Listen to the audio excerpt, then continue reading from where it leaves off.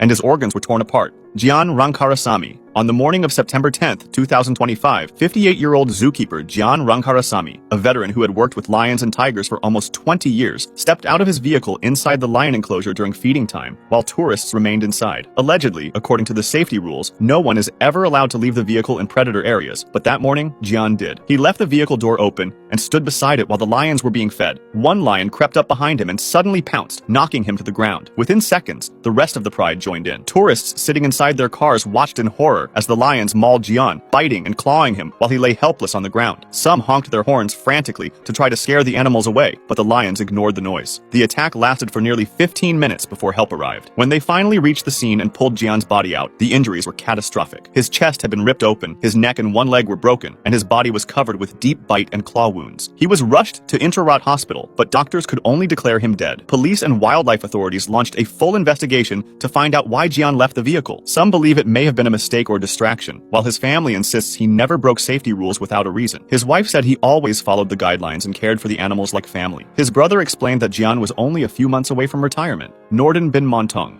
On the afternoon of November 13, 2008, 32-year-old Nordin bin Montong, a Malaysian cleaner at Singapore Zoo, climbed over the barrier and jumped into the white tiger enclosure. People watching said he was carrying a broom and a yellow bucket, shouting as he walked. At first, visitors thought it was part of a show and saw 3 white tigers coming toward him slowly. One moved closer, then suddenly hit him, knocking him to his knees. Nordin tried to protect himself, even lifting the bucket over his head like a shield, but it was no use. A second tiger joined in, and both began biting at him. Onlookers screamed for him to get back into the nearby water, but his sudden movements only made the tigers attack harder. One tiger bit into his neck and pushed him to the ground. Another grabbed his body and dragged him further inside the paddock. People threw things and shouted, but the attack went on for nearly 2 minutes. The tigers bit him again and again on the head, chest, and body. Doctors counted more than 90 wounds. His ribs and skull were broken, and the bites to his neck were so bad that he had no chance of surviving. Keepers ran to the scene and used long poles, banging them on the ground to scare the tigers away. After several tries, they managed to distract the animals long enough to pull Nordin's body out. Veterinarians tried first aid while waiting for paramedics,